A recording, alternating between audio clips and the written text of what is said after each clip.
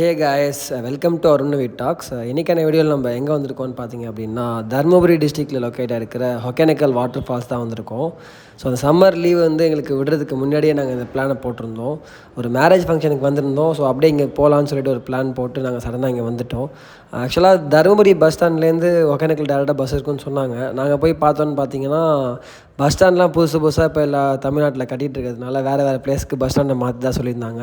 New bus stand வந்து old bus stand ஒரு 6 kilometre அந்த பக்கம் தான் போய் நாங்கள் பஸ் ஏறினோம். அங்கே ஒகேனக்கலுக்கு பஸ் எங்களுக்கு கிடச்சிச்சு. அங்கேருந்து டேரெக்டாக கிடைக்கல. ஒகேனக்கல்லேருந்து பெண்ணகரம்னு சொல்லிட்டு ஒரு ஏரியா இருந்தது, அங்கே ரீச் ஆகி இறங்கிட்டோம். அங்கேருந்து ஒரு 12 கிலோமீட்டர்ஸு பஸ் அவைலபிள் இருந்தது, ஏறிட்டோம். டோட்டலாக பார்த்தீங்கன்னா தருமபுரிலேருந்து 1.5 hours ட்ராவல்ஸ். பஸ்ஸில் போனீங்கன்னா, காரில் போனால் 1 hour ட்ராவல், பைக்கில் போனால் 1 hour ட்ராவலில் நீங்கள் ரீச் ஆகிடலாம். ஸோ இது வந்து ஆக்சுவலாக இந்த ட்ராவல்லாம் முடிஞ்சு நாங்கள் மேலே ரீச் ஆகிட்டோம்.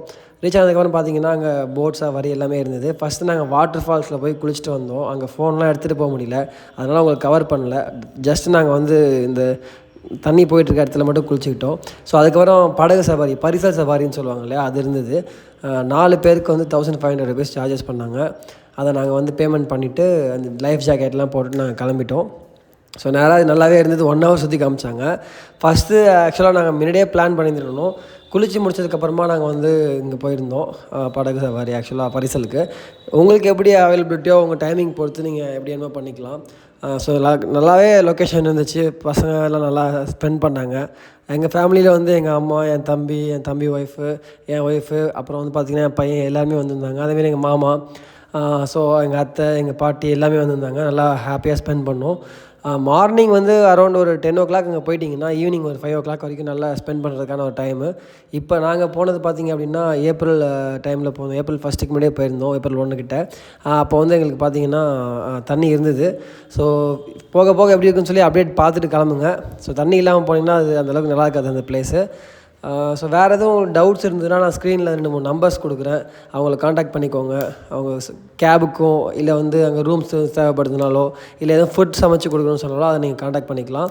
மோஸ்ட்லி வந்து இந்த போட்டுக்கு வந்து பார்த்திங்கன்னா எக்ஸ்ட்ரா சார்ஜஸ் பண்ணுவாங்க. உள்ளே போயிட்டு நாங்கள் நிப்பாட்டுறேன், எனக்கு ஒரு 400 கொடுங்க, 500 கொடுங்கன்னு சொல்லுவாங்க. அதெல்லாம் நீங்கள் ஏமாற வேணாம். இங்கே பே பண்ணது போதும். அவங்க எஃபர்ட்டுக்காக ஒரு 100 ரூபா இல்லை 150 ரூபா உங்களோட விருப்பத்தை பொறுத்து நீங்கள் அவங்களுக்கு பே பண்ணலாம். பிகாஸ் அவங்க எக்ஸ்பிளைன் பண்ணுற விதம், அப்புறம் அவங்க சுற்றி காமிச்சு பொறுமையாக எடுத்துகிட்டு போகலாம். அவங்களுக்கு பிடிச்சிருந்துச்சுன்னா மட்டும் செய்யலாம். 1 hour ட்ராவல் விடாமல் நீங்கள் வந்து பிளான் பண்ணிக்கோங்க. ஸ்நாக்ஸ்லாம் வாங்கலாம் கூட பரவாயில்ல, அங்கேயே வரும். அங்கேயே பரிசல்லாம் அங்கே இருக்கிற வில்லேஜஸ் எடுத்துகிட்டு வருவாங்க. வாட்டர் மெலான்ஸு, அப்புறம் ஃப்ரூட்ஸு, அதுக்கப்புறம் வந்து உங்களுக்கு எல்லாமே அங்கே கிடைக்கும். 20 rupees கிட்ட சார்ஜ் பண்ணுறாங்க. ஃப்ரெஷ்ஷாகவும் இருந்தது. அதேமாரி வாட்டரில் இருந்து நம்ம ஸ்பெண்ட் பண்ணுற டைம்லாம் வந்து லைஃப் ஜாக்கெட் போட்டுக்கோங்க. 80 feet ஆழம் இருக்குங்கிறலாம் சொல்லியிருந்தாங்க இந்த இடத்துல. ரொம்ப ரிஸ்க்காகவும் இப்போ சொல்ல முடியாது, தண்ணி கம்மியாக இருக்கிறதுனால. தண்ணி அதிகமாக இருக்கிறதுல அவங்களே விட மாட்டாங்க. இருந்தாலும் நீங்கள் சேஃப்டியாக போகிறது நல்லது. இந்த மாதிரி வந்து போட்டில் எடுத்துகிட்டு வருவாங்க, நீங்கள் வாங்கி சாப்பிட்டுக்கலாம். 20 rupees தான் சார்ஜ் பண்ணுறாங்க. அதெல்லாம் சாப்பிட்டு முடிச்சுட்டு நல்லாவே ஸ்பெண்ட் பண்ணோம். மார்னிங் டைமில் போகிறது நல்லது. மதிய டைமில் போனால் கொஞ்சம் வெயில் அதிகமாக இருக்குது. ரிட்டன் வரப்போ ரொம்ப இது ரொம்ப நம்மளுக்கு வந்து டயர்டாகிடுது. இருந்தாலும் நல்லாவே இருந்துச்சு. சுற்றி பார்த்துட்டு அதுக்கப்புறம் நாங்கள் ஜூஸ் குடித்தோம். லெமன் ஜூஸ்லாம் குடிச்சிட்டு கிராஸ் பண்ணி திரும்ப நாங்கள் போய் அங்கே ரீச் ஆகிட்டோம். ஸோ எண்டால் வந்து எல்லாம் ஃபோட்டோ எடுத்துக்கிட்டு போனோம். சூப்பராகவே இருந்தது. மீன்லாம் வந்து பார்த்திங்கன்னா அங்கேயே இருக்கும், பார்த்தாலே உங்களுக்கு தெரியும். ஆக்சுவலாக சண்டே அன்றைக்கி போனீங்க அப்படின்னா நல்லா ஃப்ரெஷ்ஷாக மீன் இருக்கும்.